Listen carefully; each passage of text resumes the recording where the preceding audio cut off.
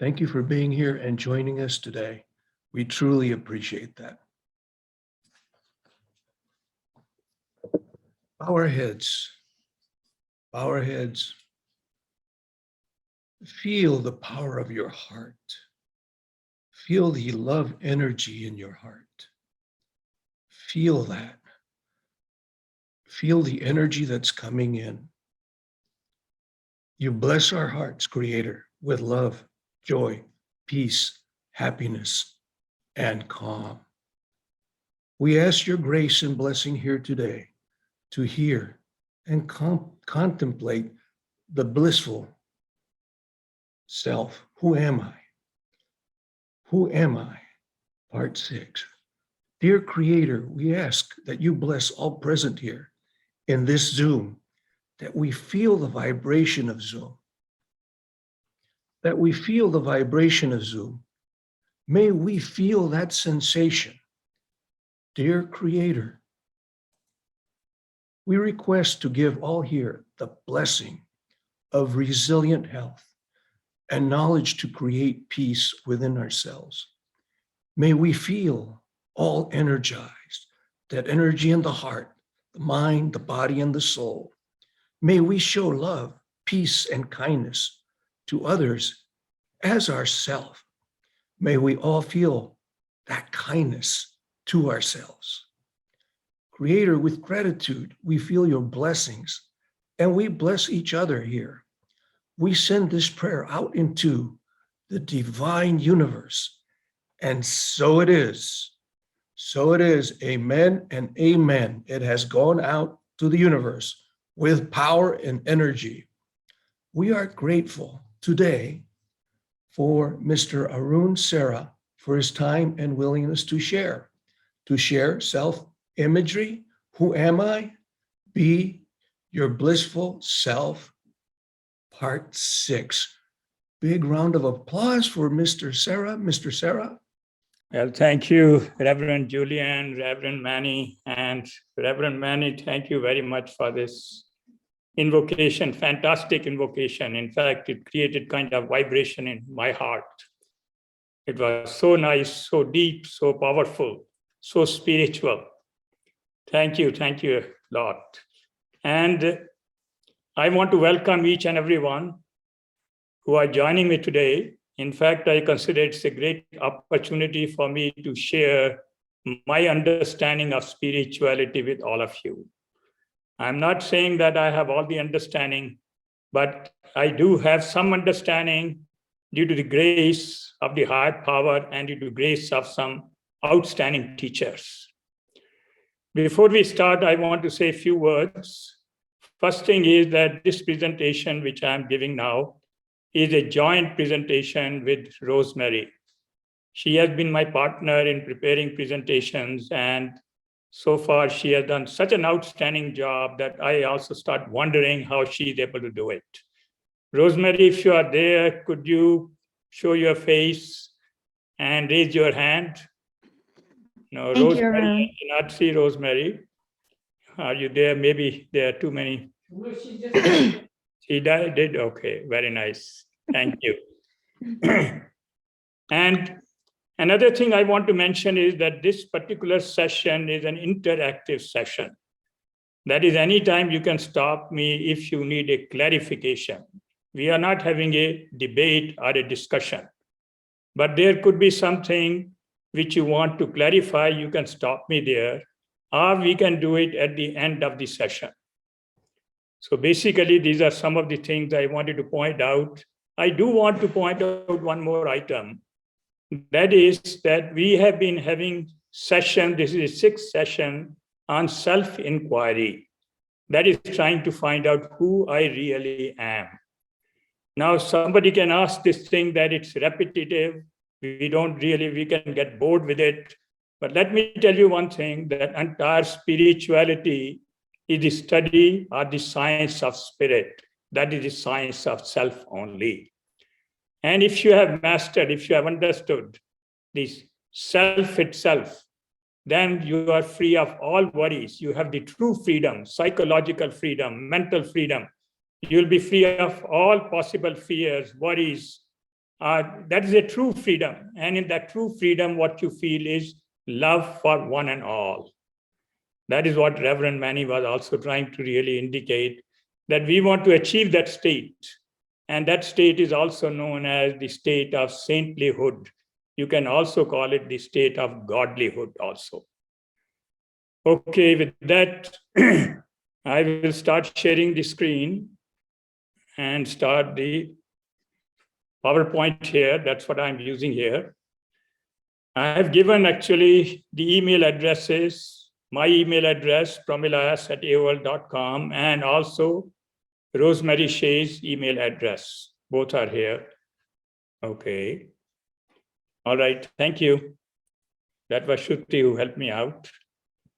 Okay, by way of agenda, I'm going to start a few philosophical words on self-inquiry, because I want you to really get a deep feeling about philosophy. And by the way, philosophy is a rational way of understanding the truth. You are the truth. And we want to really talk about that one. I'll get you into deep philosophy initially, and later on, we will talk about what we call as the 5 sheets, or the 5 costumes we are wearing here.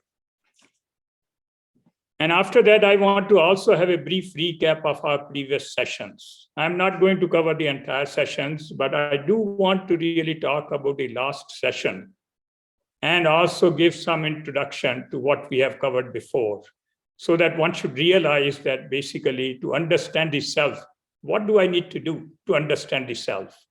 Intellectually, I can understand it easily, relatively easily, but to really develop a conviction beyond it, and then get that feeling within, that is internalizing that knowledge within. That requires tremendous amount of effort. It's a very arduous journey. So we'll have a brief recap, and I'll do recap in 2 parts. One I'll do initially, and then later on again, I'll talk a little bit about the waking state, dream state, and deep sleep state. Then we'll start investigating what we call as 5 sheets. That are the 5 coverings. They are not real, by the way, but we feel like that they are our own self. That is a problem we have. It's an inherent problem, which you can call it as original sin.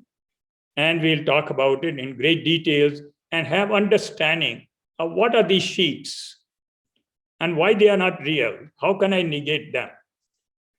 And finally, we'll end with guided meditation, which is also known as nididhyasana in Sanskrit.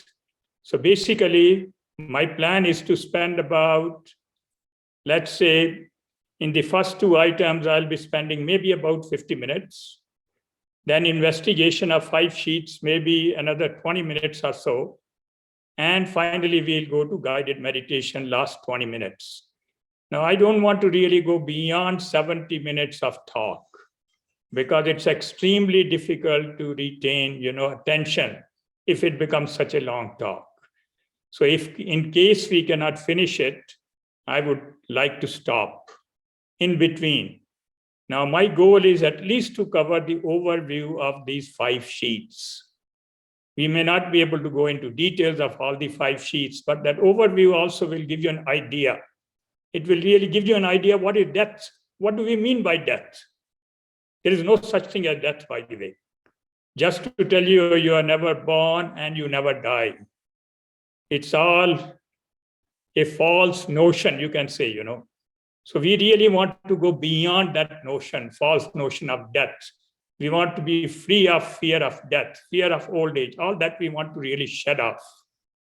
But I have to tell you this thing, what do you shed off at the time of death? There is one costume you do shed off. And we will talk about that one. So overview is very important. And after that, we'll see if we do not have time, we'll stop there and go to guided meditation. Okay. Now let us start with a few philosophical words on self-inquiry, who I really am. Now, it so happens that, that most of us are haunted, I would say haunted by an erroneous thought in our mind. And it's kind of ingrained in us, and it may be in the background, in the back of our mind. But there is a thought that I was born, and after a while, I'll become old. Then I'll start having diseases. I may also get cancer. I may get things like Alzheimer's disease, and ultimately I'll die. All this is what you call as is body identity.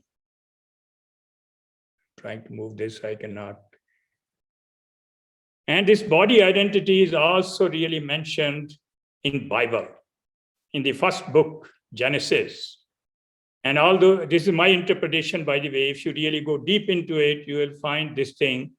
The so-called original sin is nothing but body identity. And this is because of ignorance. My teacher says this is monstrosity of ignorance. We are living in this ignorance that we think I'm the body. And that creates all problems for us.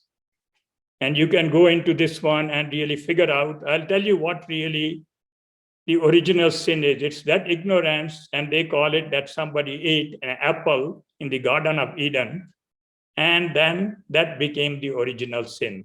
And then somebody will also tell you this thing: by baptizing, you can become free of original sin. That is not true at all, by the way. A person who is baptized, does that person not have any worries? Does that person not have any fears? Does that person love one and all? No, they don't. If you want to say that how one can become free of all worries, fears, and have complete freedom, that state you can really call it as rising of crucifixion. That is the state one has to really achieve. And if you are really going through Bible, you will also know that John, he has talked about it in Gospel of John. I can give you a reference. The reference is 12.32. If you go into that one, he talks about the crucifixion, rising of crucifixion. And that is the state we have to really reach. When we say that Jesus was crucified, it really means that he shed off the so-called original sin, or shed off the body identity, realizing that I'm not the body, I'm not the mind, I'm beyond it. I'm a witness to body and witness to mind. There is a similar statement made in another book, another holy book, known as Bhagavad Gita. And that says, as long as you are having body identity, you will live in a state of misery. State of misery really means that you have worries. A person has worry about one's own health. A person has worried about finance. Person has worry about near and dear ones. When some young individual, they are not that much worried about their own body, but they are worried about their parents, that parents will get old, parents will have disease, they can have Alzheimer's disease, they can also die. So their worry does not really leave them. And we are really talking about that it's all because of body identity or because of that ignorance.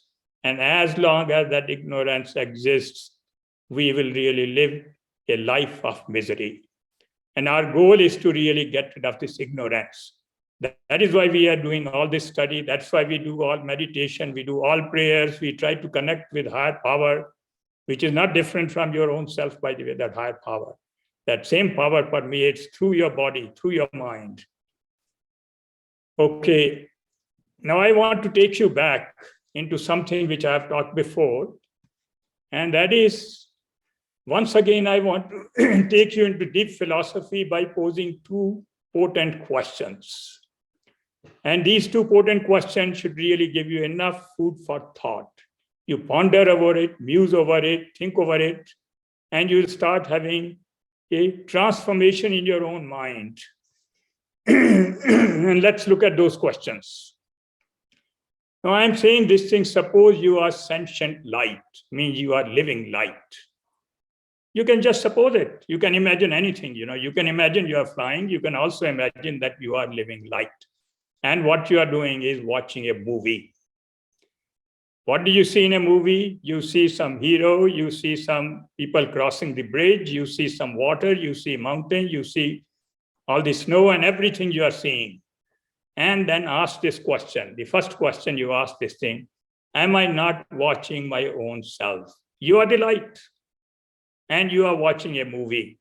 In that movie, you are watching different figures, different forms.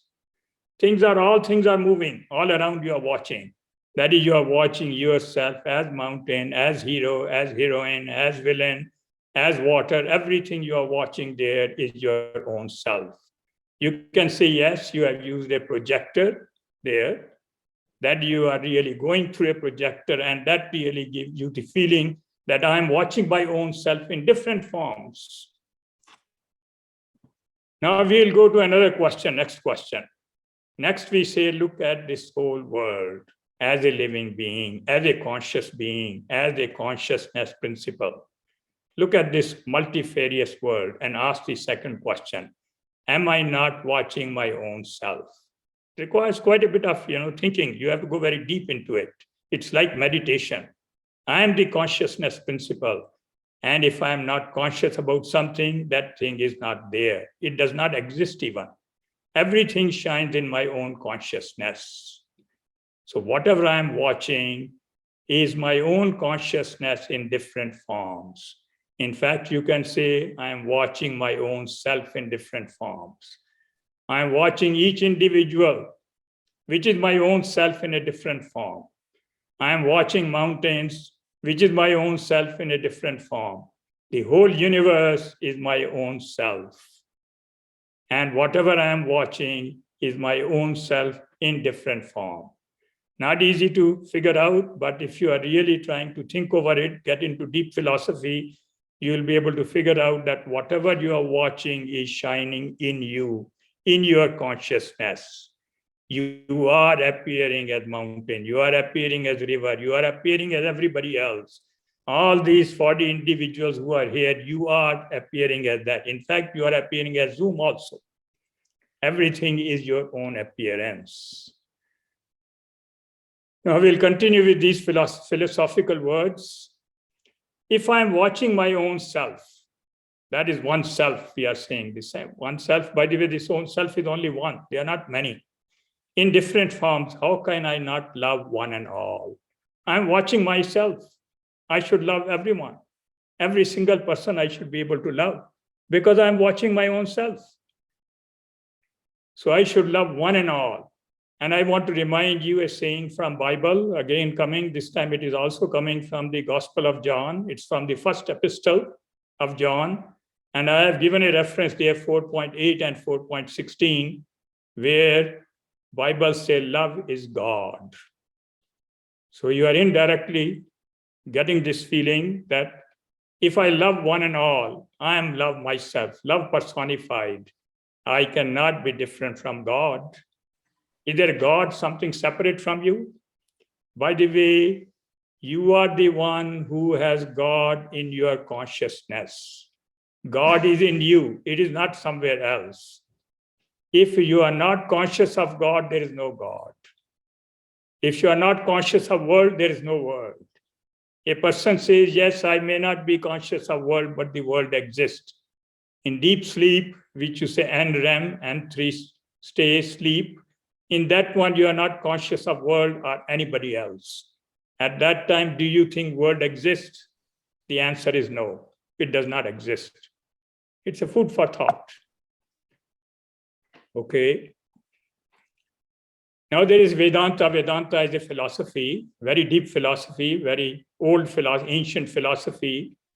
And in one of the Upanishad, that is one of the volumes you can say, that says this thing, whatever you are perceiving is indeed the Supreme Self. It is the appearance of Supreme Self. That is what you are perceiving all the time, by the way. This is what this is, Sarvam Khalvidam Brahman. That is, I'm saying in Sanskrit language. It further says this thing, that thou art, Tattvamasi, you are that Supreme Self. First it says this thing, whatever you are watching is Supreme Self. Then it goes on to say that you are that Supreme Self. There is nobody else. But you don't know about it. That's the only problem. The day you know about it, you will become a saint, you will become Jesus, you will become Buddha, you will become Krishna, you will become Muhammad. Be like a wave that looks like the ocean.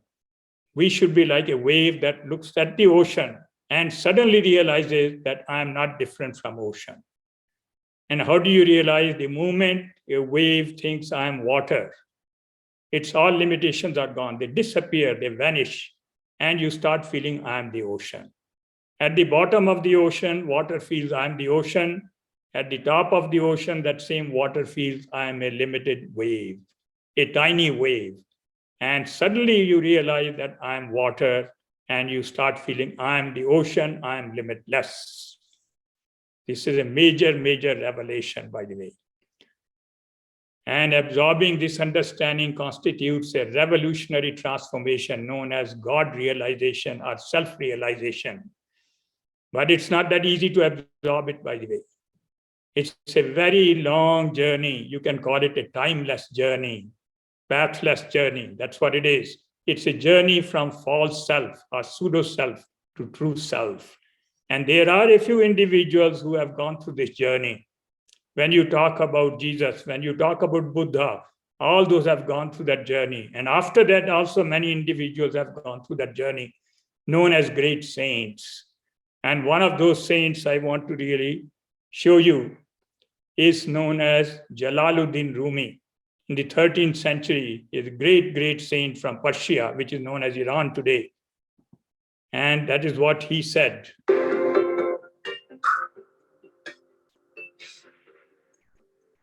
are in a constant cosmic dance with the universe. The great poet Rumi said, "Stop being so small. You are the universe in ecstatic motion."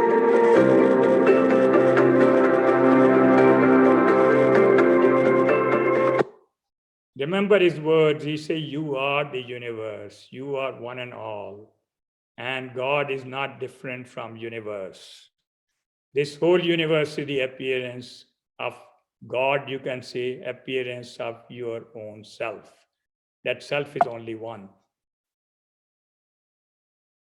Okay, we'll continue with this one. We'll talk a little bit now about this journey from pseudo self to true self. Now, in this journey, before we talk about this journey, first thing one must remember that anything which we are doing is for happiness.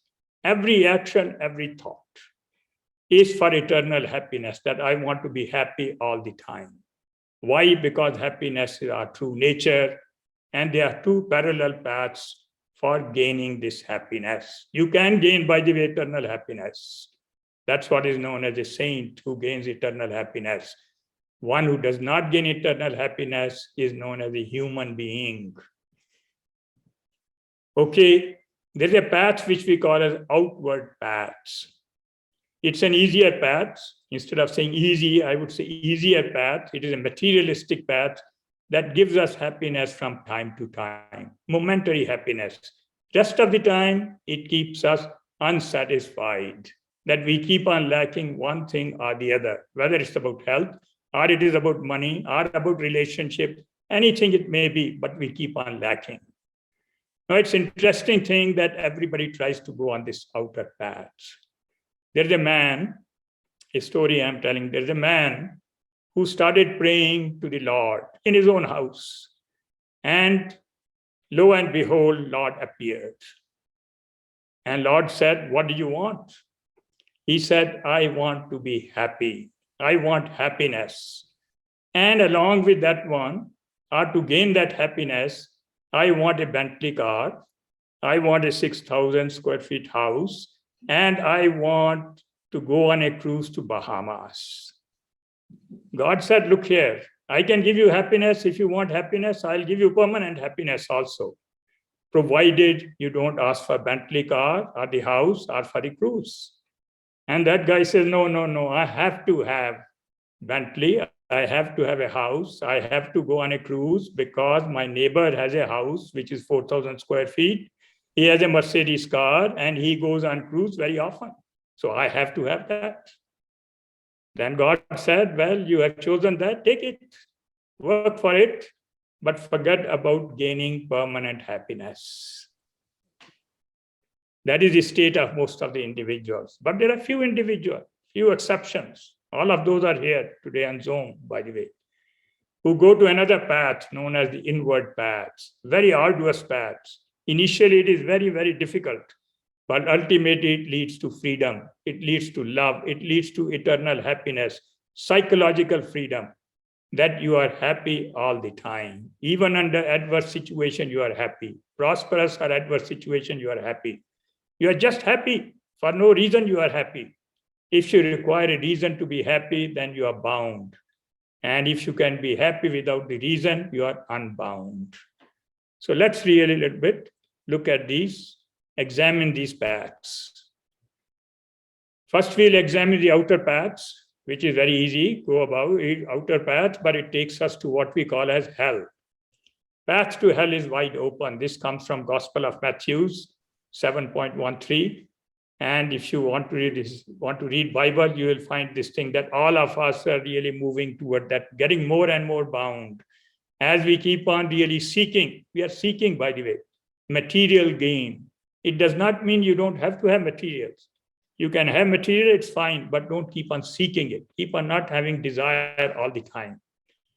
Bhagavad Gita also talks about the same thing. It says path to hell is a multi-lane highway comprising lust, greed, and anger.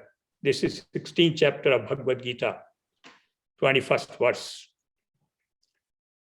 Now we talk about the inward journey. By the way, we are talking all about inward journey here. We are not talking about the outward journey. We are trying inward really means that way you go towards your own self, towards your own mind. This inward journey starts like a very narrow stream. I'm giving the example of a river. The path to heaven is narrow. Again, same Matthew 7.13. And in Katha Upanishad, another great scripture, it says, it is like a sharp edge of a razor. What happens when the stream starts growing? It starts going toward the world first. Then suddenly realizes that I'll remain limited if I keep on going toward the world. And it takes a U-turn. U-turn from the outer path, it starts going toward the ocean. And now it is moving toward the ocean, keeps on going toward the ocean, and finally it merges into the ocean. Finally, the river merges, realizes it is a vast ocean. The moment it merges, it realizes that it's the ocean itself. It has already grown, it becomes a delta, as they call it, and when it becomes a delta, at that time, it doesn't do anything. At that time, the ocean comes in and takes it into its own self. And the river has become ocean. The river was ocean even before that also. River was created by ocean, by clouds, which traveled all the way to mountain, and then they precipitated there and created the river. River was ocean originally, but did not know about it. Now when it merges, it really feels, I am the ocean. I am that limitless. I am boundless. Otherwise, it was always bound by the banks of the river. Similarly, the pseudo-self merges into the boundless self. This is the journey, by the way, and we are on that journey. We have to continue on this journey. We have to remind ourselves over and over that we have to continue this, what you call an inward journey. Now we'll come to a brief recap of our previous session, because this one we had not covered before. That's why I want to bring it. And it is about the inward journey. Self-inquiry that leads to complete psychological freedom involves a two-stage inward journey. In this inward journey, there are two stages. And first I'll talk about the stage one is the leads to mastery over your mind. By the way, that is the greatest virtue you can have in your whole lifetime is to gain mastery over your mind. The moment you gain mastery over your mind, your clarity of thinking really goes up exponentially. This is a preparatory stage, and it's a very gradual process, very arduous journey. And what does it involve? I'll show you three elements which it involves. It's all inward, by the way, and everything is really at the level of understanding. It is not the actions, it is understanding what we are doing in an action. The first is understanding and watching the mind while performing our duty. So let's see, first thing is that we have to understand that we have to perform our duty. Duty is always for others. And then we have to watch, am I performing this duty grudgingly or am I performing it lovingly? one has to watch this thing, understand and watch it. It's extremely important watching that, performing your duty. In fact, you are watching your mind.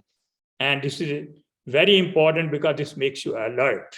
To give you an example, suppose the mind gets angry, and if you are alert about it, the anger will go down. Mind becomes jealous. You are alert about it, jealousy will go down. Mind becomes greedy. If you are alert about it, that greed will go down. So alertness is the first quality you gain here in your preparation for gaining mastery over the mind. The next is understanding the power of acceptance. Now, this is another thing which is also known as karma yoga, that you really learn to accept the outcome of your actions. It does not mean that you don't take another action. Acceptance does not mean inaction. It only means first you accept it, do not deny it. If you keep on denying it, your mind will remain agitated all the time. After accepting, you take action as appropriate. This is known as intelligent living. So we have to be alert and we should have intelligent living. Mastery over the mind means mind is in your control. You want the mind to become calm, it becomes calm. And third element is that you have to mentally connect with supreme reality, universal prime mover. At this stage, you think that I'm separate from that universal prime mover, which you call as God. But I have to connect with it mentally. I have to connect with it. I'll give you a very simple way of connecting mentally is when I move my hands, I'll say this is moving because of the power coming from that supreme reality. The cosmic power is moving my hands. When I'm speaking, I'll say the speech is coming from that cosmic power. When I'm thinking, that thought is coming from the cosmic power. So I'm connecting with that cosmic power. Now, this is a kind of a meditation, but you have to also learn to do meditation where you're only focused on connecting with the higher universal power. And this is also known as bhakti, shaguna bhakti. And this one removes the gross tendencies such as anger, greed, and all that. All of us, by the way, have gross tendencies. If somebody thinks that does not have gross tendency, that individual does not exist. Now, only thing you can say that saints have overcome most of the gross tendencies. They have already removed them, and only very few remain there. Rest of the time, they are connected to the higher, this universal prime mover. So meditation is extremely important. One should really remember that. Because if you do not meditate, removing these gross tendencies can take a very long time. Ultimately, they can get removed. Why? If you are living the life of alertness and intelligent living. But along with that, you have to meditate because you want to really remove these gross tendencies as soon as possible. Okay. Now, what happens when you have really prepared yourself? Stage one, at the end of stage one, which you can call as preparatory yoga or preparatory practice that makes the mind free of all agitations. That is the greatest virtue. When your mind is free of all agitation, you have the clarity of thought. You can think clearly, you can take proper action also. And at the same time, it creates a strange kind of desire inside. That desire or that craving is for self-inquiry. You say, no, my mind is calm, and I want to know who I really am. This is where the inward journey, the second part of inward journey starts, which we are talking at self-inquiry, that we want to know the knower now.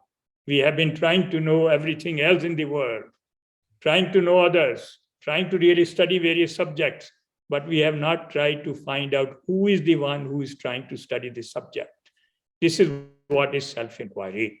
And that is the next stage, which you call as stage number 2 or final stage. And this is a final stage, you can call it freedom. This involves understanding who I really am. And how does one do it? There is a particular method. Method has been given by great saints all over the world, by the way. It's not restricted to India or to England or other places. It is all over the world. Great saints have given the same method over and over, whether it's coming from Lao Tzu from China, or coming from India, or coming from Muhammad, or coming from Jesus. It's the same thing given by everyone. It says this thing that you have to first investigate your day-to-day experiences. That is like waking state, dream state, deep sleep. Investigate what's happening in that experience. We don't want to talk about any exotic experience. Exotic experience can be also created by drugs, by LSD. So we don't know about it. So let's focus on only day-to-day experience, which everybody gets, every single individual gets.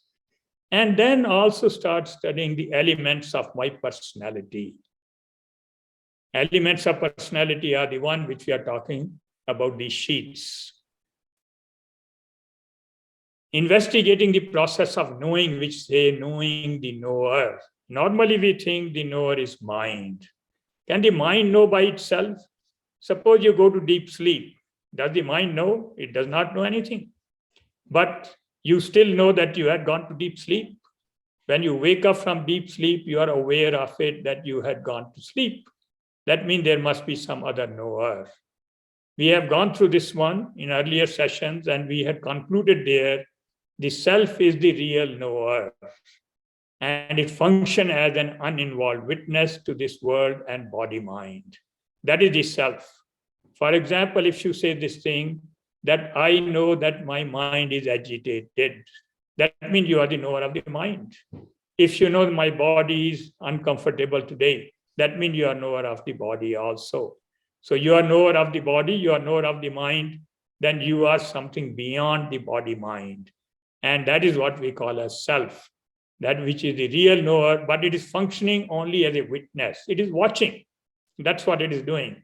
It is watching the mind, which requires some practice, which is no different from meditation.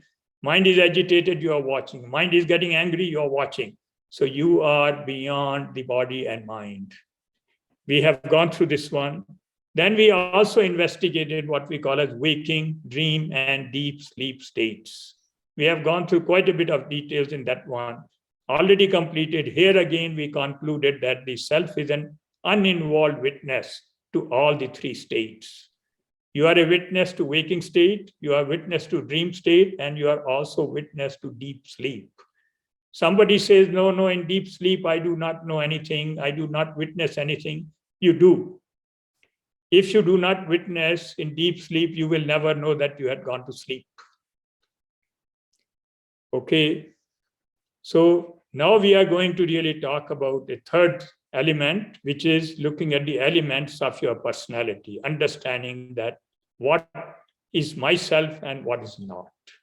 This is where sheets of personality that cover the self. Okay.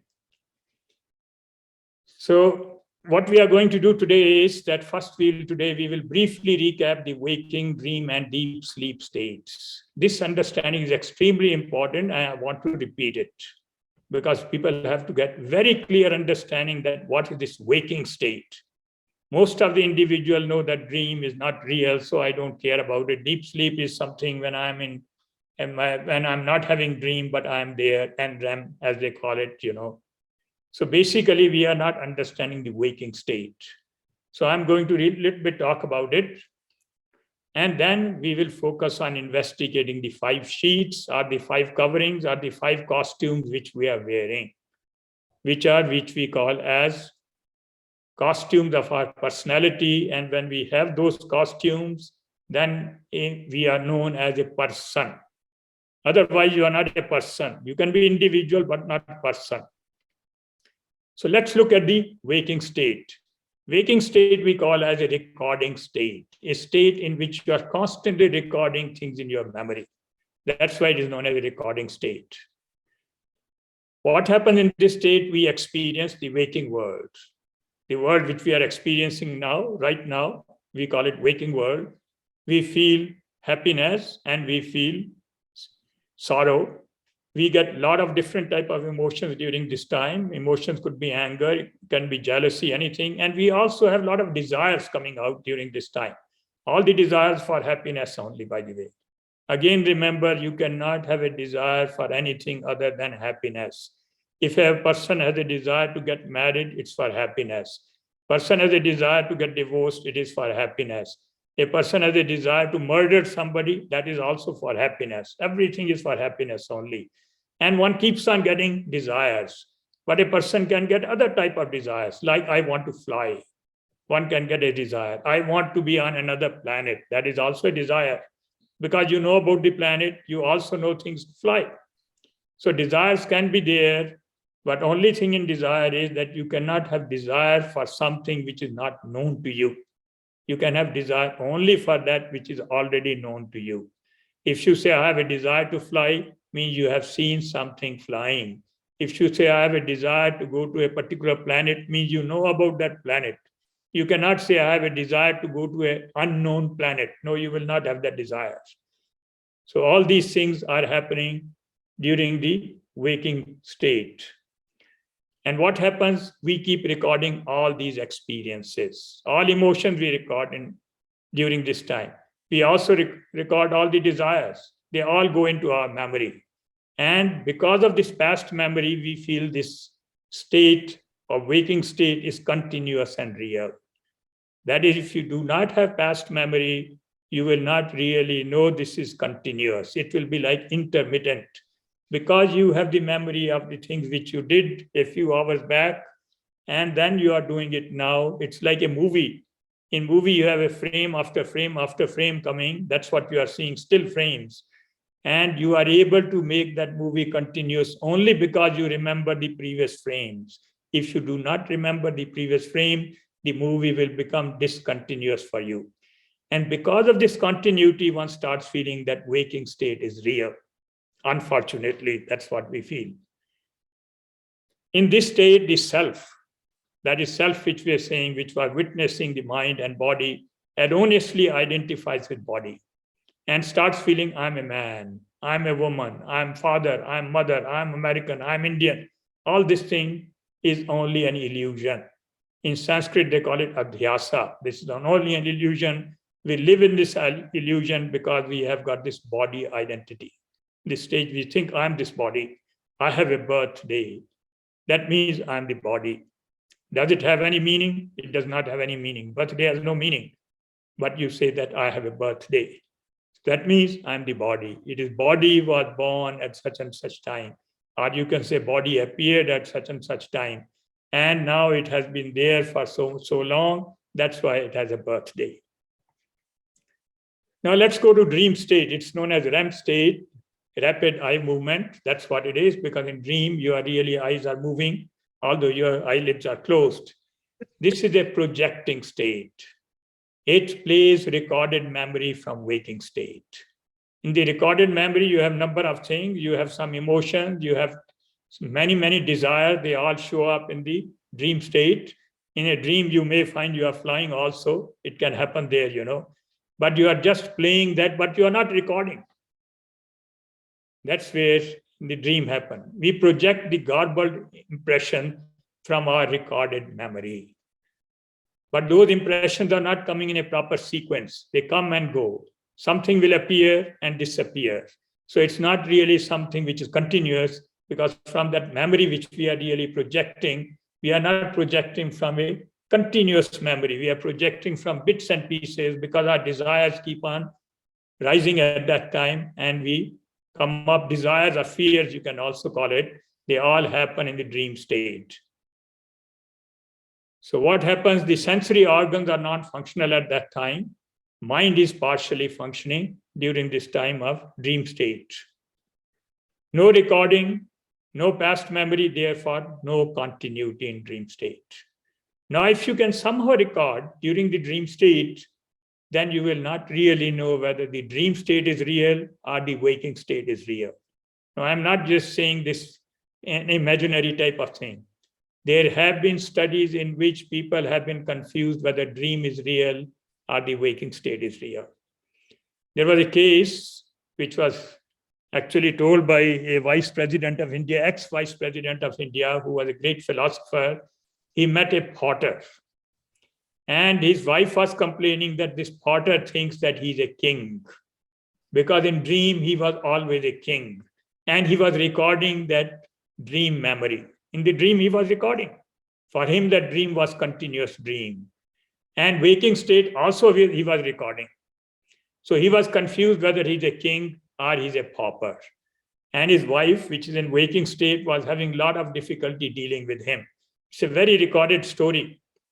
And that Radhakrishnan, who was the vice president of India, he went and talked to that individual, talked to his wife also. And that person said that I'm a king. I can't say that this one is real, what I'm seeing during waking state. But in the dream state, I'm a king and I'm continuing. I have got my own ministers and I have daily meetings and all that in dream state. That is because he has recorded the previous memory. So dream becomes continuous dream. The self erroneously identifies with the mind, with the waking memory. I'm not talking about continuous dream here. I'm talking about the intermittent dream. Yes, Richard. Yeah, hello, Uncle. I have one question on the recording that you talked about. Yeah. So when we say that, in the conscious day-to-day life, we are recording, and the dream, we are not recording, right? Anything that happens in the consciousness, it automatically records, right? I want to understand, what do you mean by recording, right? Is it not a natural process? Anything that happens, we keep it in memory. And that's why the next day, after the dream, right, we're able to recall, hey, I dreamt like this, I dreamt like that, which means I am recording, right? So can you clarify that? Yeah, you are recording whatever you pay attention to. You are not recording everything, by the way. You are recording certain items only. When you pay attention to something, that gets recorded. While you are driving, if you pay attention to something, that will get recorded. Not everything is not being recorded. But you have a continuity that you have recorded that remains in your memory. So the next time you feel that, it is continuous, it is coming from the past, all that you feel that way.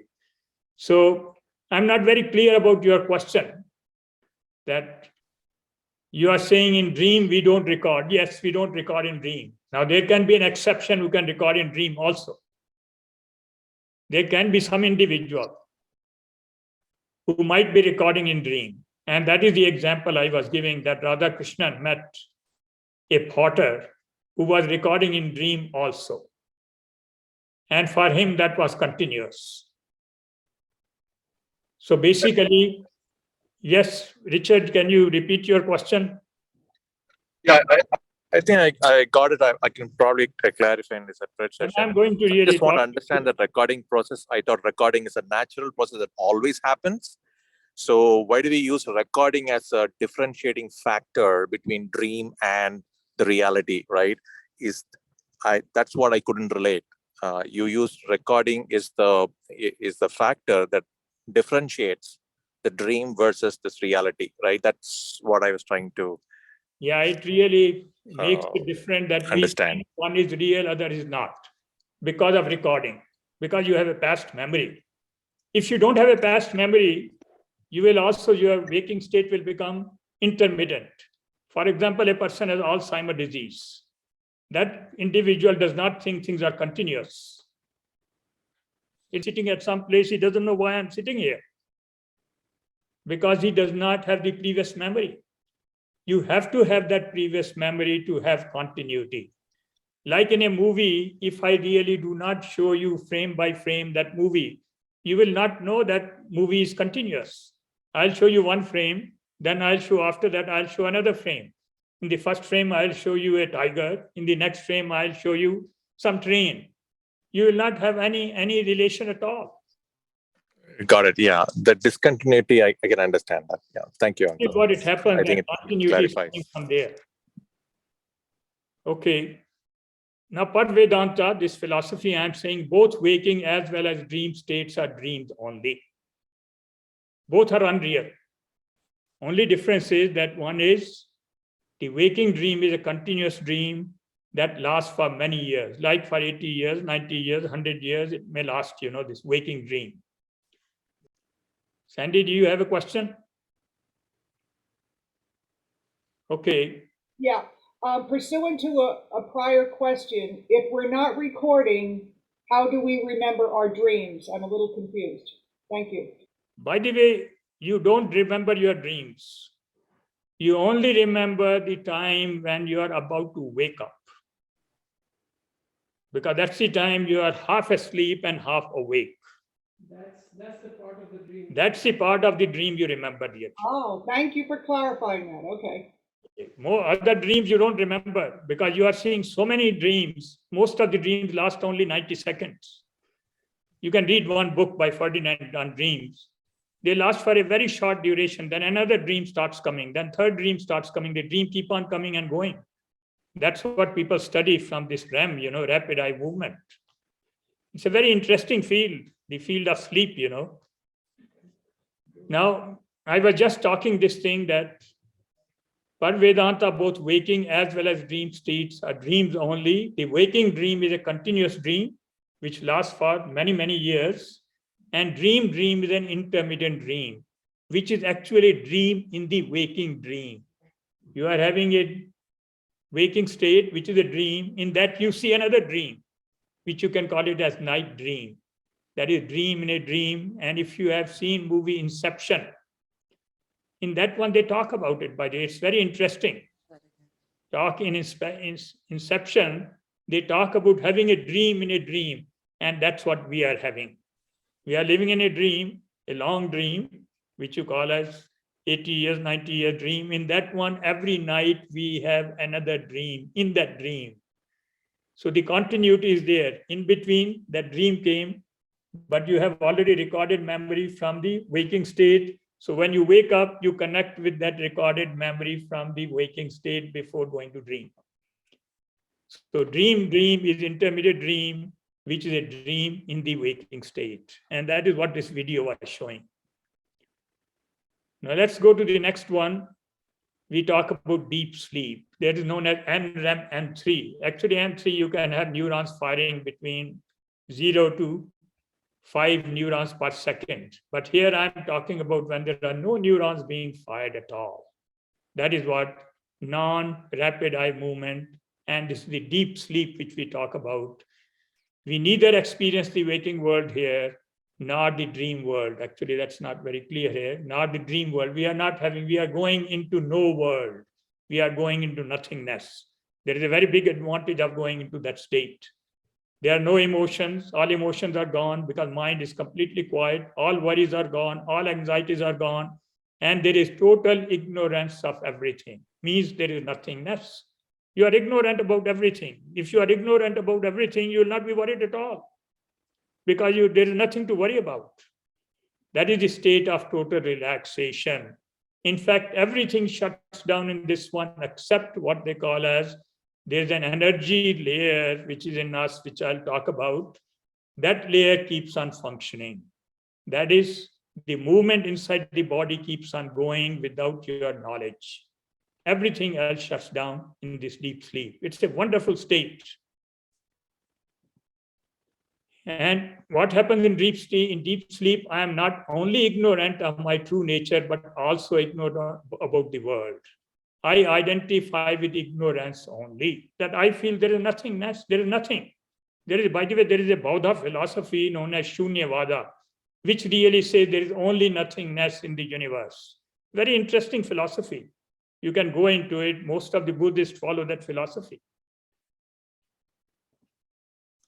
And then it says this state is same for all the king and the beggar. This is a state in which you are really not worried. It's the same for a king and for a beggar. Everybody wants to have this deep sleep, by the way. It's a very interesting field to really look into the deep sleep, because deep sleep is the one which gives you complete relaxation because your mind has no worries, no fear, nothing is there. The whole world has disappeared. Anything which can bother you, it has disappeared. Your mind is completely calm, you can say. It's like a pond, at the bottom of the pond, which is all calmness. And a person will give anything to get this sleep, by the way. You may be a billionaire, still you want to have this sleep. And all experiences, we call it, it's a kind of bliss. It's not the ultimate bliss, which we are looking at, eternal happiness. It's some kind of bliss, but do not know it because of ignorance. We don't know about it. One will willingly give up the whole world to go to sleep. And you can see this is Michael Jackson you are seeing here. He would take anything to go to sleep. Kings will really do anything. They'll give the entire kingdom to go to the sleep. So it has tremendous power, this particular sleep. Unfortunately, our hidden desires pull us out of the state and take us back into dream state. We can't really be in that state for long enough time. Otherwise, we can get complete relaxation. Our mind will be extremely calm. Okay, with this, I want to cover introduction to 5 sheets of our personality. And we'll cover this only introduction today, and we'll stop it. And next 3 months or so, we'll cover the rest of the session to give you much more details about the sheets of personality. But once you hear the introduction, you will really get interested to know about it. Whenever we investigate individual personality, we typically focus on 2 sheets that cover the self.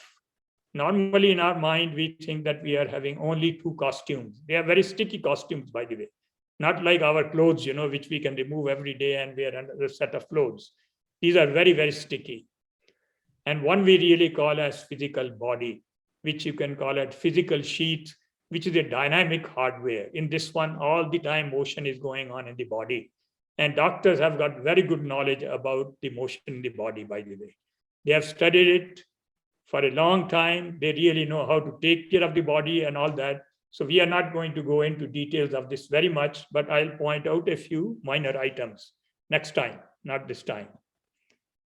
Then there is another sheet which is known as mind, which is a dynamic software. We call it a subtle body because it's something which you cannot see. You can get feel about it, but you cannot perceive it. Now I'm showing only at the level of the head.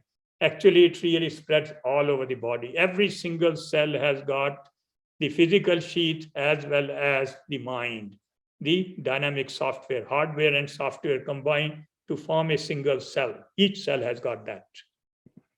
Then a few of us who have done more study in philosophy, they really try to add one more layer over it. They say there must be something from where they're arising. Is it arising directly from some cosmic power, or is it coming through something? And that is known as a causal body. Some people call it also astral body, which is a potential body mind. You can say this is a potential. In deep sleep, you are in that causal state. So basically you say that you have gone, your mind has become very quiet, and it is in that state, and we call that as a causal state, and we call as causal body. It's not a physical body. It's not a software also, but it is a potential body. There is a potential, you can call it, When I look at a dam, for example, which is full of water, I say it is potential electricity. Similarly, here also that potential is there, and there is a specific potential which is really merged into it. This happens during deep sleep. Now, why are we now investigating 5 sheets? That's the question. Somebody says, why not I just investigate the physical body and subtle body? The answer is because each of these 5 sheets can be mistaken as the self. There are different philosophers who have tried to say, this is my self. Some people say physical body is the self, which you can call it as materialism. Then there are others who say this thing that the mind is the self, which you really call as idealism in philosophy, So depending on the discriminative ability of the inquirer, one can really say that I'm one of these 5 sheets, or I'm all of these 5 sheets, So let's try to look at these sheets, an overview of these sheets.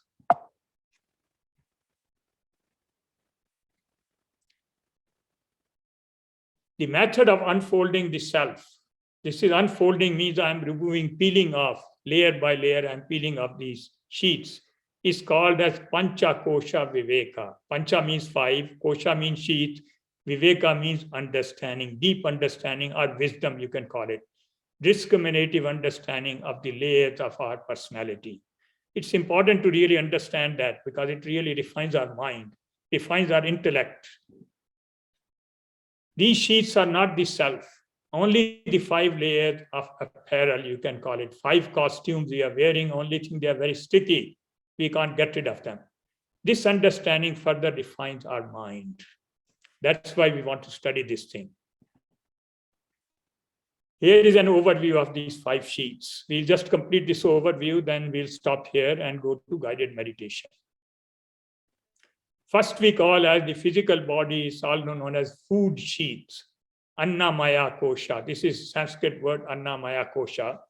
I put for those people who are interested in Sanskrit, I put those names also. The next one is known as energy sheet or vitality sheet, Pranamaya kosha.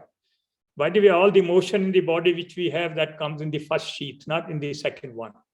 The first sheet has got the motion of, all fluids in the body, everything.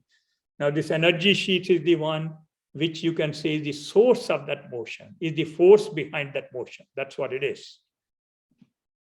Then the third one we call as mental sheets, which is really the one which is the cognitive ability we have got. That is a mental sheets.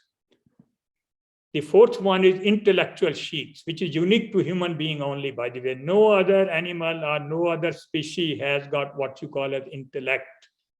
Intellect is a faculty of reasoning, analysis, and decision making. No other species will study pros and cons. Will say, I want to study this, 5 points here, and other things, I want to study that. Then based on that, I'll make decision. No, they all make decision on instincts, by the way.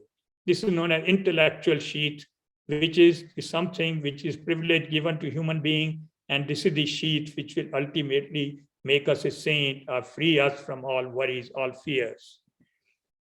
Then there is another sheet we call as bliss sheet, Anandamaya kosha. This is the sheet where we go into that causal state and feel that bliss of ignorance, we feel there. Now you will notice this thing, that the suffix in all these sheets in Sanskrit language is maya, Anandamaya, Pranamaya, Manomaya, Vijnanamaya, and all these we are really having maya. Maya means modification. When we say about physical body, it is the modification of food. That same food becomes physical body. When we say energy sheet, it is the modification of the cosmic energy, the one which is really controlling the motion of all universe. That same power really gets converted into energy sheet in us. When we say mental sheet, this is the cosmic intelligence that gets modified and helps us to understand things, cognize things. Then there is intellectual sheet that is also coming from cosmic intelligence. And that cosmic intelligence is the one which really gets modified and becomes intellect for us. Is there somebody raised a hand? Can you hear me now? My question is about the previous screen. I thought you were talking about the seat in the previous screen. And so I'm confused about the seat. The previous screen. The previous slide. Previous slide, you are saying? Okay. What is not clear in that slide? I beg your pardon? I can go back. Let me go back. Yes, okay. Well, this is just the introduction, I guess, but you said there are 2 seats here, and then there's more seats in the side. I don't quite get it. There's 2 sheets on this one. You see what I mean?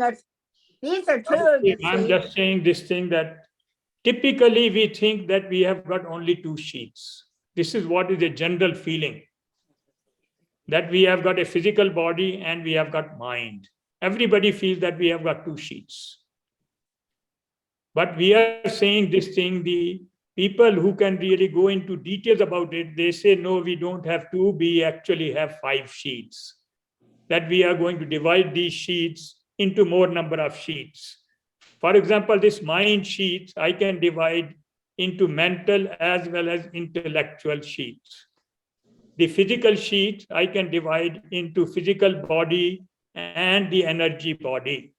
So that's what we are doing, is because there are some individuals who say this thing that we should focus on 2 other sheets also. So that's why we have got 5 sheets. Okay, thank you. Okay, all right. So we were talking about it, that this one really shows that all these are modifications. First was modification of food. The next sheet was modification of cosmic energy. The third was modification of cosmic intelligence. Fourth is also modification of cosmic intelligence.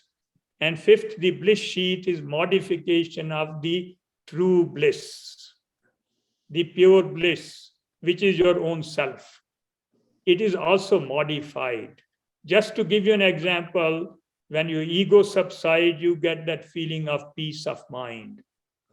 When you really look at something which looks beautiful to you, you go to this sheet. Whenever you feel free, fearless, worryless, you are at that sheet. Whenever you feel love for somebody, you are in that sheet. So this is what I was trying to tell you. They are modification, but still it is not the one which is your own self. Self is beyond these sheets. And then we have I was explaining this thing, this is a modification. Another thing is, when we keep on going from food sheet to bliss sheet, they keep on becoming more and more subtle. You can say energy sheet is more subtle.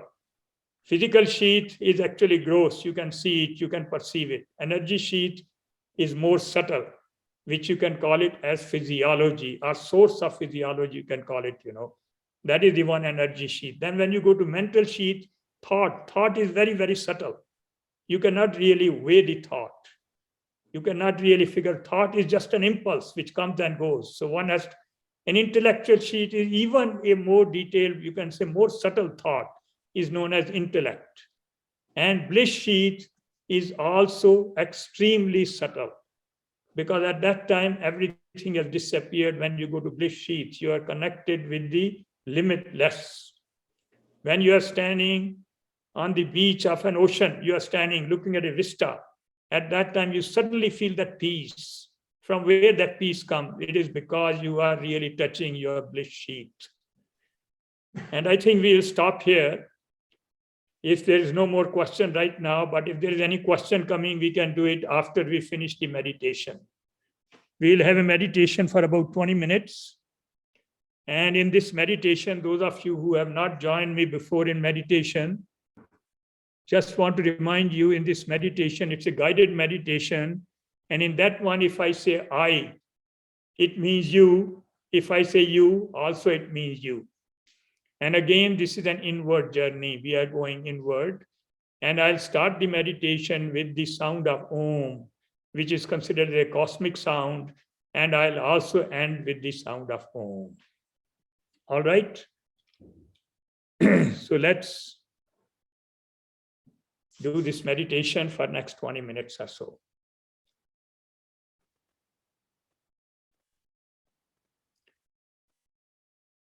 Om.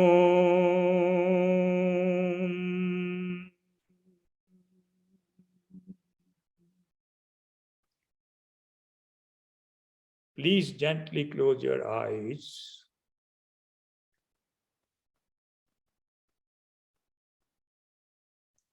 And also try to sit upright.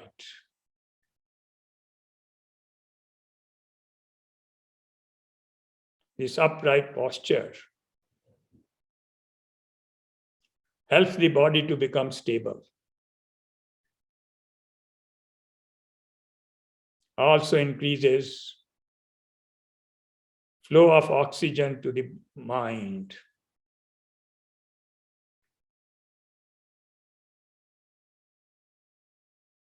And along with this one,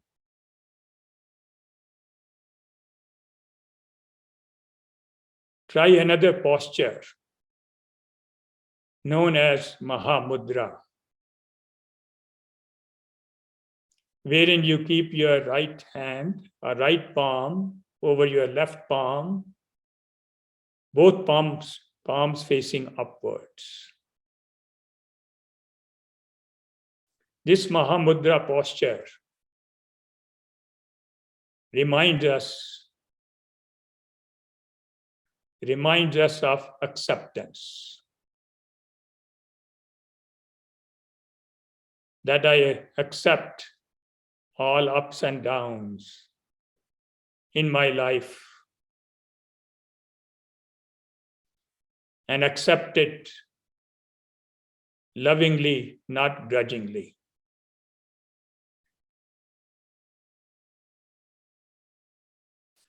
If I accept it grudgingly, that will create agitation in the mind.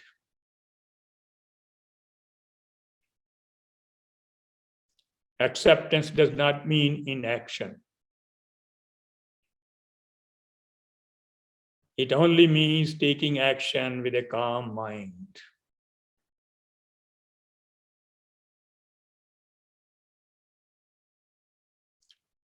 Now with calm mind, I offer my salutations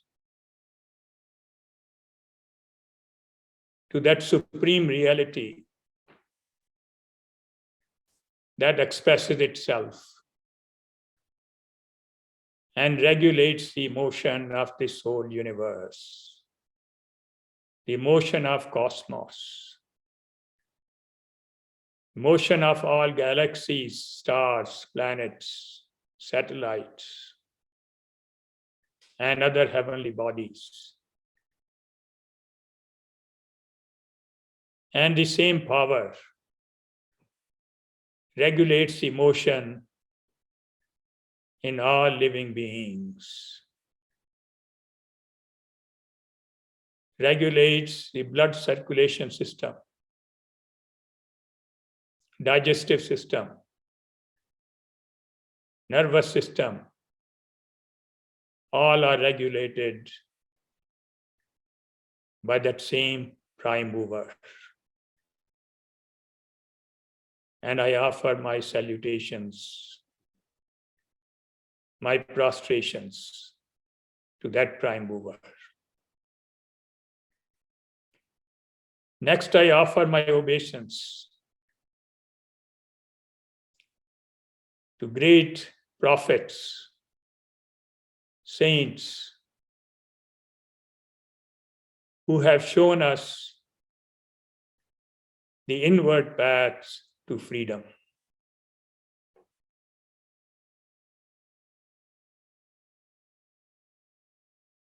They have guided us along this inward paths, constantly guided us to reach a stage where we are free of all worries. Abhayoham. We are free of all binding desires. Akamoham.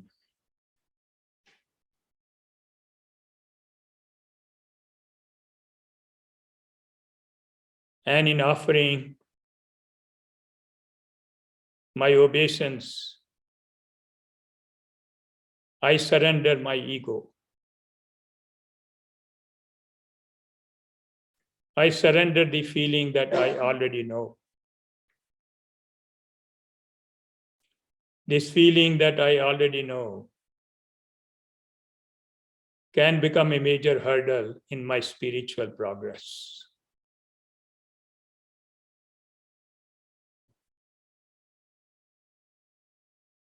Now my mind is calm, extremely calm, and I am ready to get into deep meditation.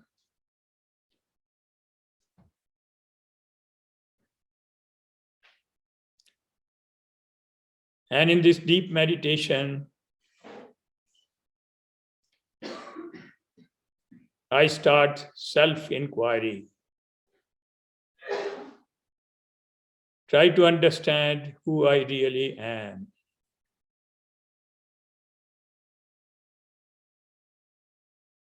Scriptures say that I'm a mixture. I'm a mixture of lower self and higher self. Lower self is body, mind,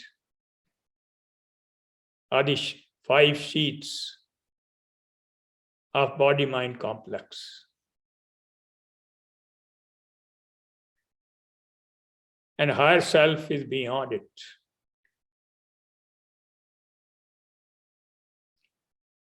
And scriptures also say that it is up to me to claim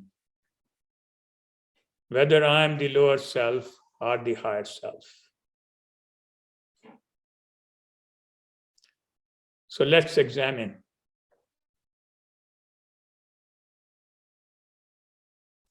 Let's examine first the lower self. The moment I feel I am the lower self, I feel very limited. I feel insignificant. Insignificant in this vast universe. I feel I'm dependent on others.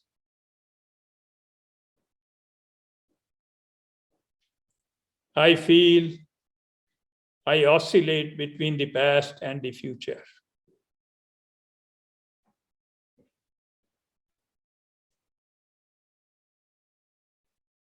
And I completely miss the present.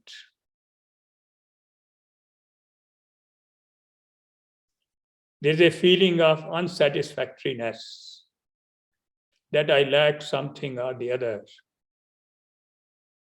always in the back of my mind.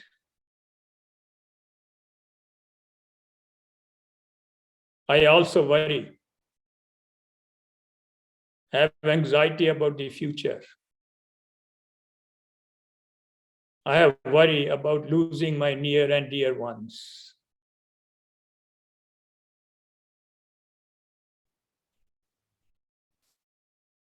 And I also have a feeling of guilt. The mistakes I made in the past. I did not do what I was supposed to do. And I did what I was not supposed to do.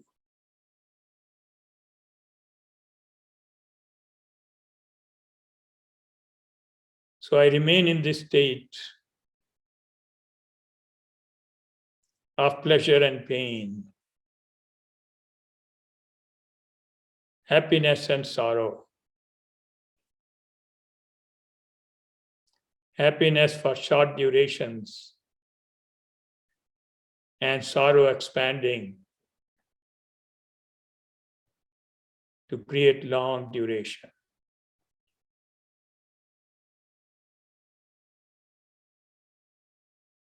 Now, I was actually looking for eternal happiness. And I conclude that if I claim myself to be the body-mind complex, the lower self, I cannot be eternally happy. So now I examine my higher self, the changeless self.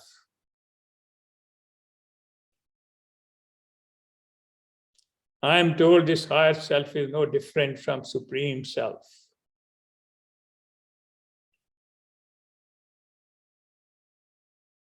And the higher self is the only reality.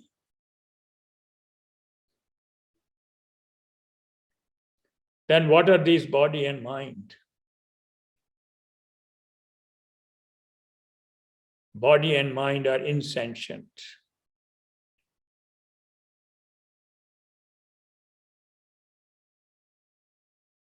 And I am the one who is witness to body and mind. I am the witnessing awareness as higher self. I am changeless. I am indestructible. I am all-pervading self.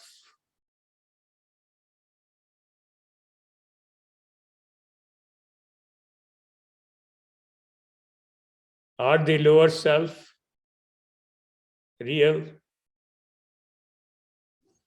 The answer is no. Because they are constantly changing. They are not separate from me.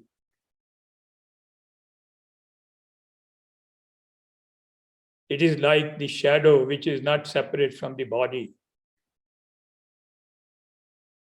Even though shadow is unreal. Similarly, the lower self, the body mind, though unreal, is not separate from me. Then what is it? The body mind, in fact, are my appearance. Not only the body mind, but the entire world is also my appearance. That I appear as this body, as this mind. I appear as mountains. I appear as rivers. I appear as everybody I consider as others. In fact, they are all my appearance. This is a revelation, a great revelation.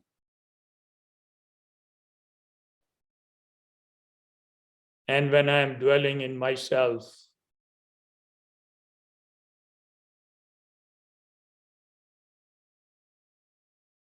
it means I am dwelling in the entire universe.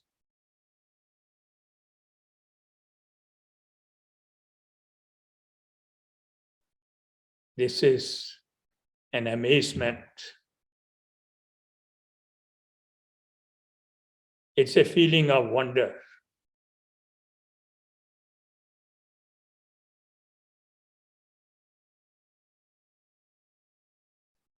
And this feeling of wonder, which is not different from feeling of love, feeling of freedom, feeling of beauty, feeling of peace, is my true nature.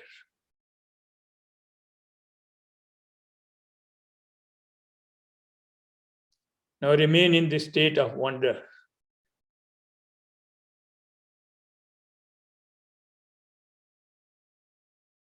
Because a state of wonder is like a seed implanted in the heart. And when this seed sprouts,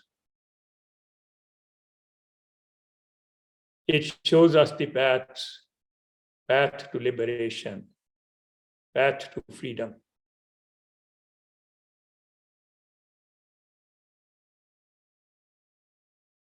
Path to love for one and all.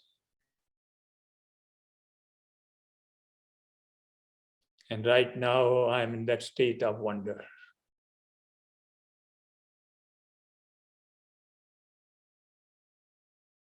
Limitless wonder.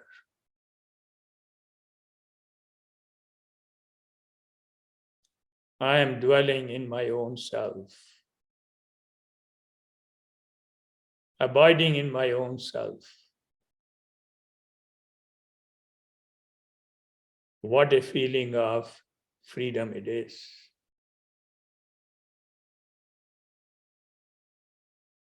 This is the feeling of enlightenment.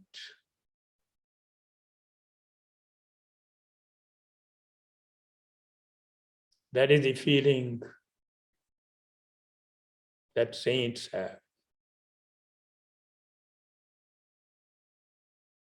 Now continue with this feeling for a few more moments.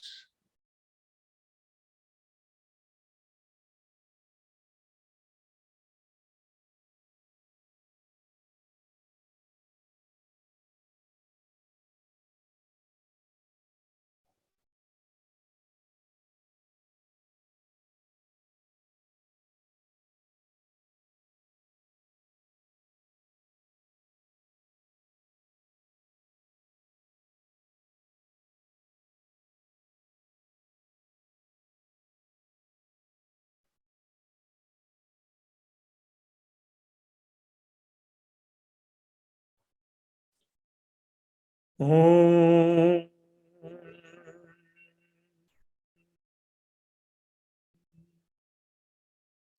Shanti, Shanti, Shanti.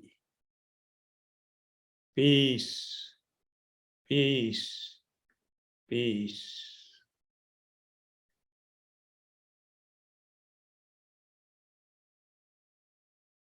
Now you can slowly open your eyes.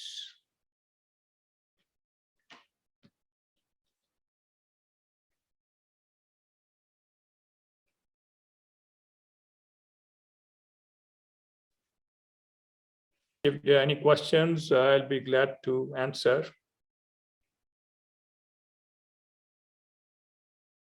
Thank you, brother. That was very refreshing. Thank you. Thank you. Hi, this is Vignesh, Uncle. Thank you for that lecture. So, can I ask a quick question? Yes, sure, please. So, how does one apply this knowledge of, seeing ourself and everything around us in like day-to-day interpersonal interactions? It's easier to somewhat imagine this with nature, but it's not so intuitive or easy to with other people. So, any thoughts on? Well, that's what we were really talking about. Very, very good question, by the way. We are talking about in the stage 1, where you are preparing yourself. And I gave you 3 elements in stage 1. And one element was alertness. Somebody says something wrong to you, you get angry. Somebody insults you, you get angry, kind of thing. And if you are watching it, that anger will subside. Similarly, you watch jealousy. Anything which is happening due to interaction, you have to watch. All the time you have to watch, by the way. Now, I'm not saying that's easy. Nobody said that's easy. It requires tremendous amount of practice and it requires a very long period of time. That's why stage 1 is a very extended stage. And if you can develop this habit of being alert, now this may require meditation, it may require some other practices. If you can develop this habit, you will start getting similar feeling while interacting with others as you get the feeling with nature. Because nature does not insult you, by the way. You don't get those kind of feeling. Nature does not make you jealous. You just enjoy the nature. Nature is not really reacting, while other human beings are reacting. So it requires tremendous amount of practice. And that is what is overcoming our reaction. And if you want to see how you are progressing in that direction, there is a very simple way of looking at it. That is, how do you react to an adverse situation? Don't watch about the prosperous situation, just focus on adverse situation. What is your frequency of reaction? Is it going down with time or not? If it is going down with time, means you are making progress. Is the intensity of reaction going down? Intensity means that you feel so much hurt when somebody says a wrong thing to you or says about you, you get hurt, Is it going down? And is your recovery time from that reaction going down or not? These 3 items, frequency, intensity, and recovery time, must go down. If they are not going down, any amount of meditation does not mean you have improved. Although meditation is always useful, it will not let you deteriorate. Spiritually, you still keep on making advancement.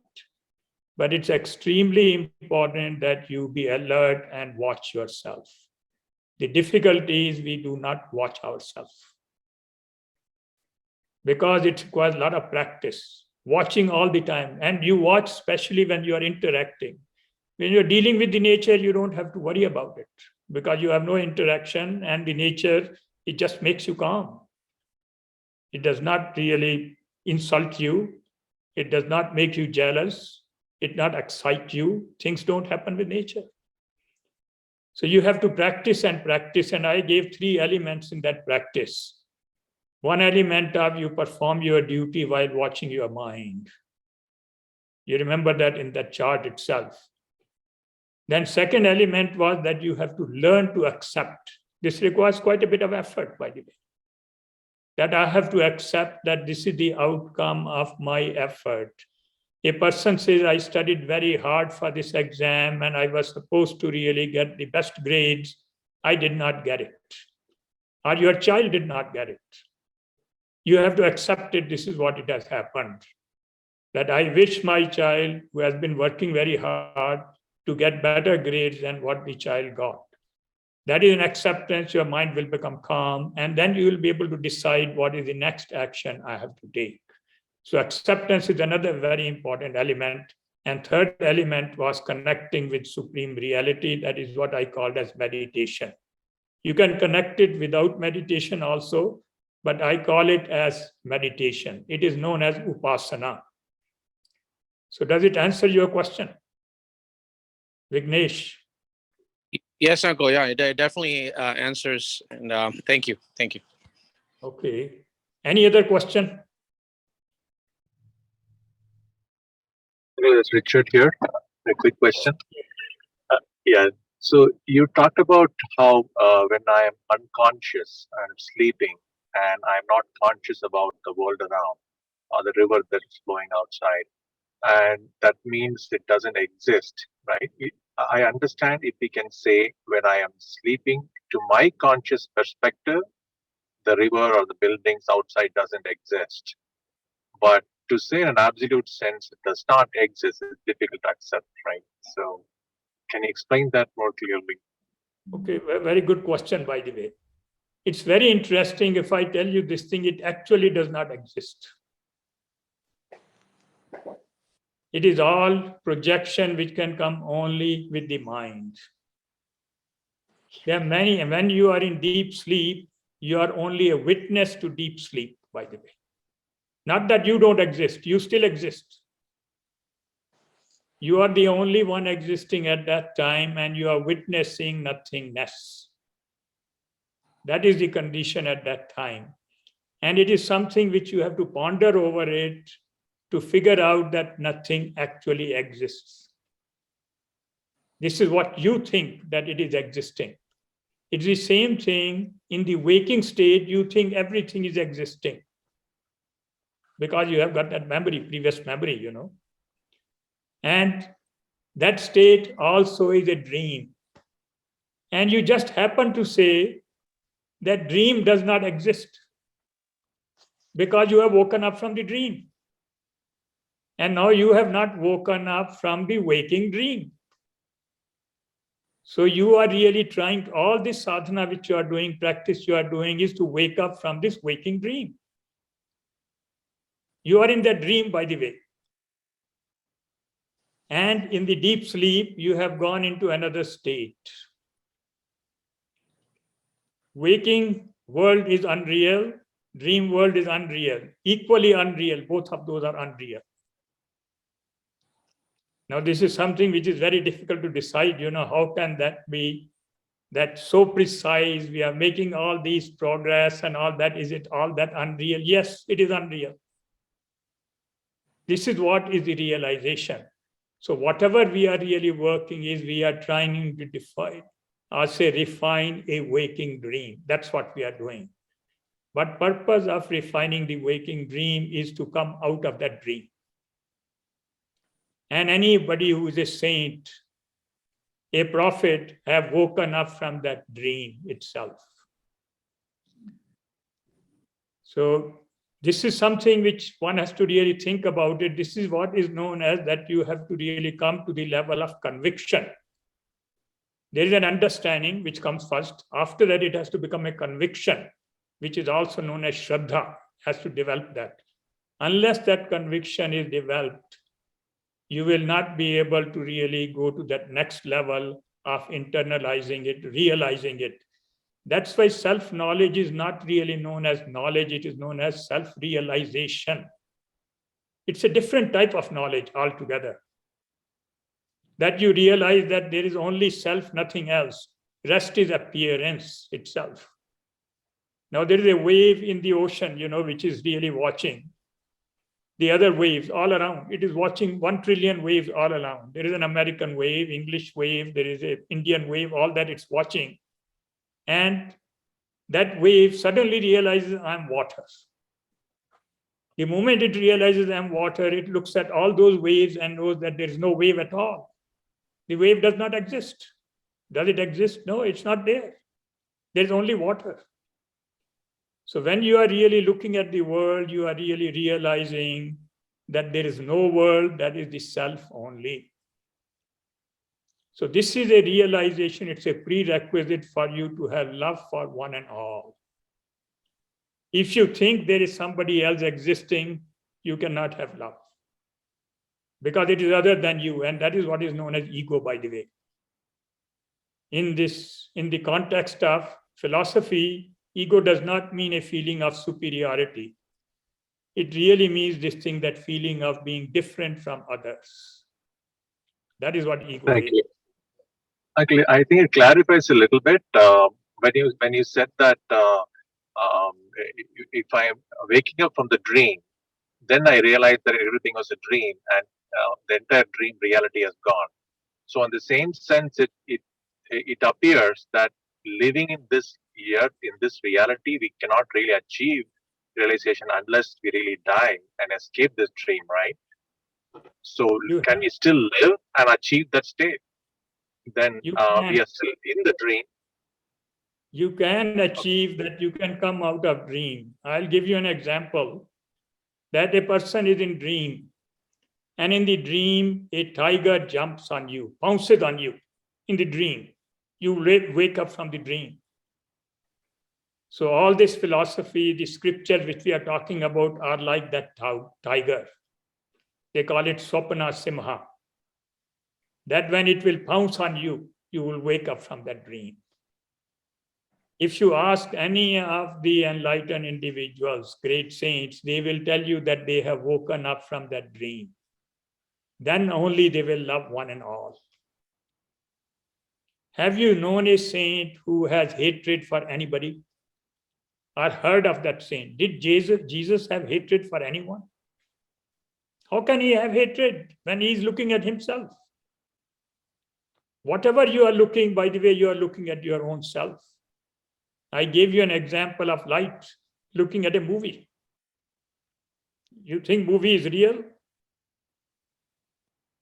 Movie and this world are not different.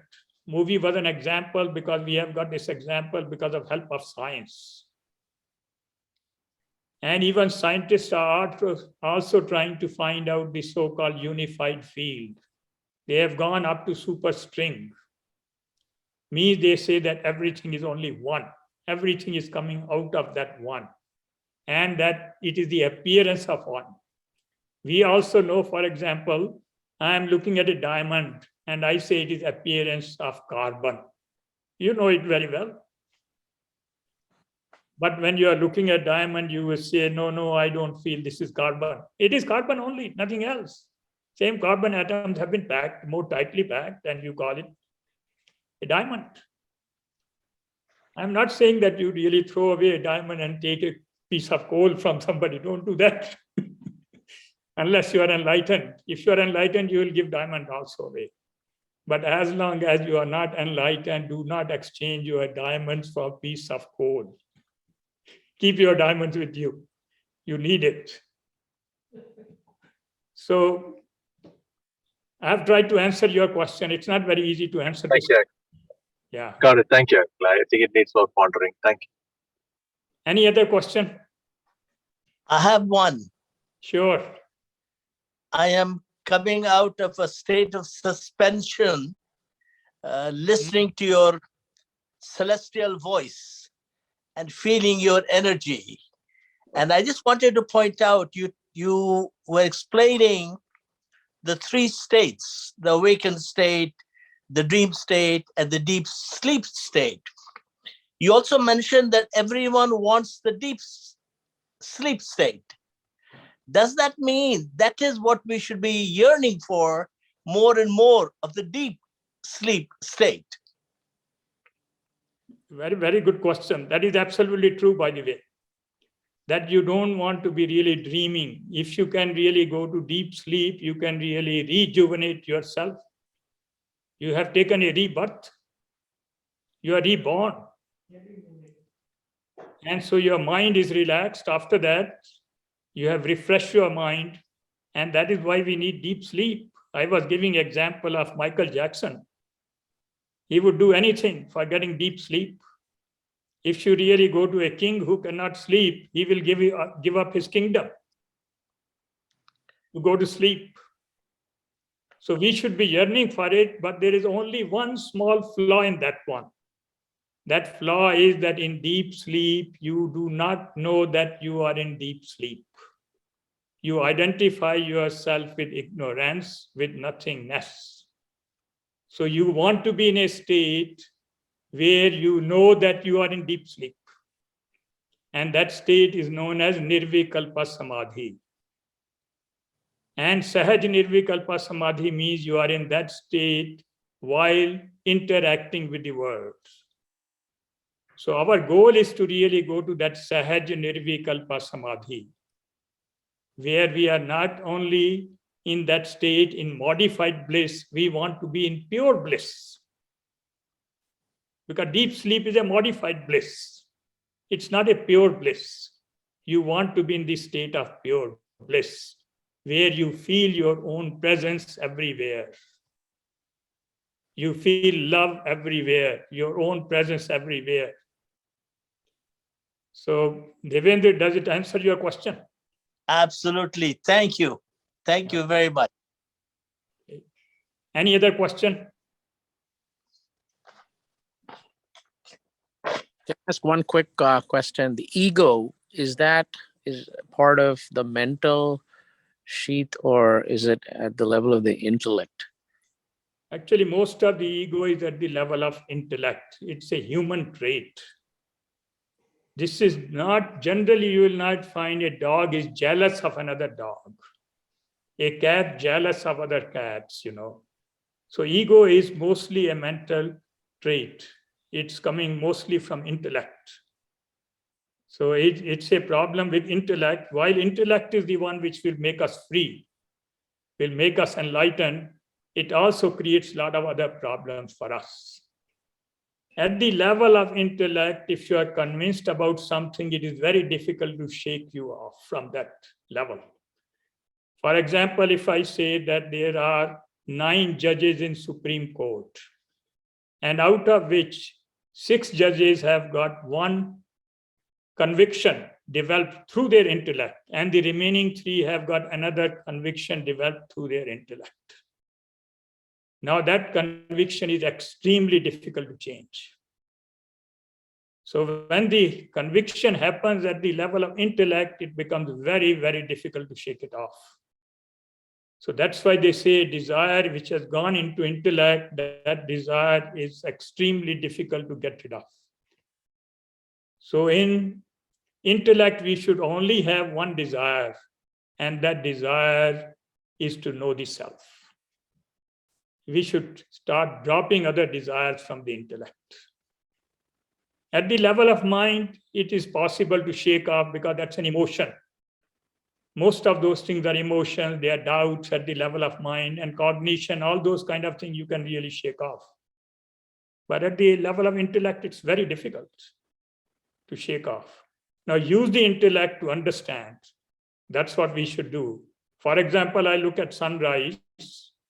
I understand that sun is not rising. It does not mean you don't enjoy the sunrise. You still can enjoy it because you have a mind to enjoy it, You don't have to really use intellect. When you say that I'm happy, you can feel happy, that is coming at the level of the mind. That feeling, you feel inside that I'm happy today. Something nice happened, I'm very happy today. But at the level of intellect, you think you are happy. You may not actually be happy, but you think, I think I'm happy.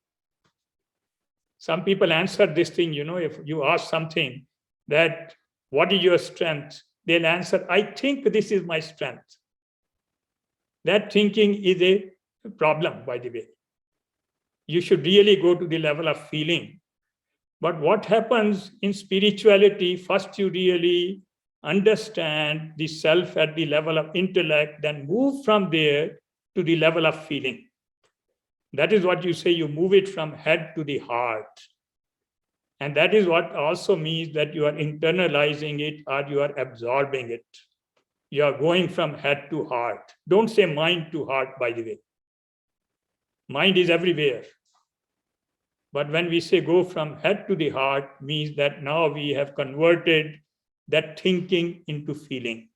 And when you feel joyful, you're just feeling that way. You don't have to talk about it.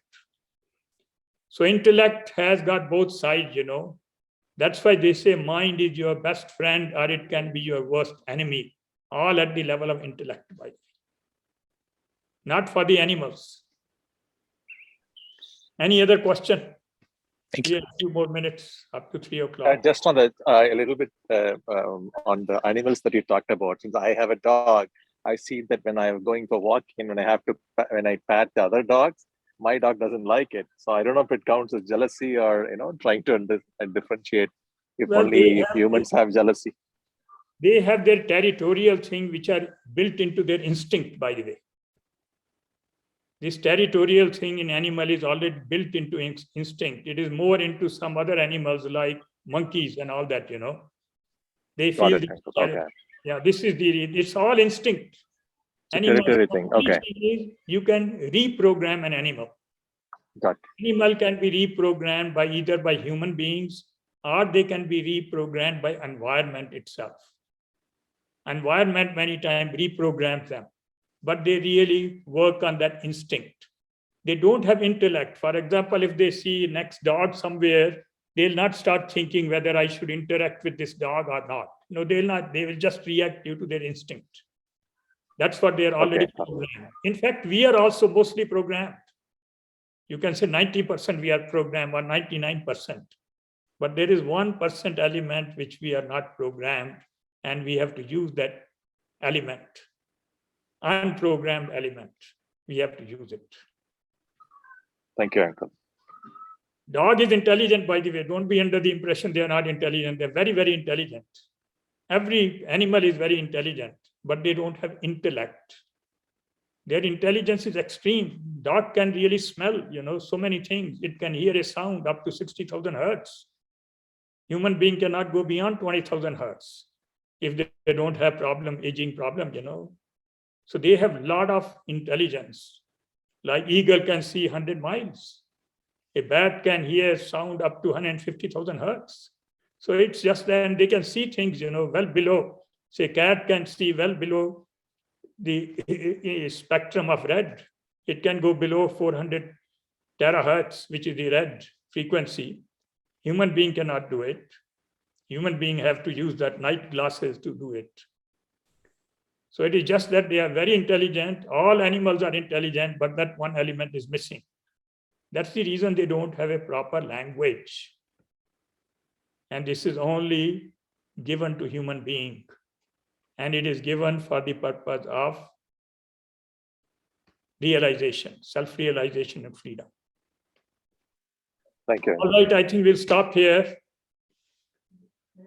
Thank you very much. It was wonderful. I'm glad you could find time and gave me this opportunity to share my understanding of the spiritual philosophy with all of you. Thank you. Thank you, Arunji. Namaste. Thank you. Thank you, Arun. Thank you. Thank you very much. Thank you, Arun. Uncle. Thank I'm you. very grateful for each and every person joining together today, because when two or more come together, miracles happen. And I'm sure that a lot of us have had the experience of miracles today. Thank you to dear Arun for showing us another way of looking at something. So thank you, dear Arun. We look forward to sharing with you again soon. Thank you, Arun. We appreciate Prabila it. has just joined me. Yeah, I was sitting across watching on the TV. Yeah. And Shanta was there. I saw her also. Yes, she was here most of the time. Okay. All right. Reverend Manny and Reverend Julian, thank you very much. Thank you. We bless you. Thank you. And well, thank you so much. Good to see Hey, you. Shruti is also here. Yeah, thank you. Thank you for taking care of you and family. So Okay, thank you. Namaste. Namaste, namaste, Julia. Thank you.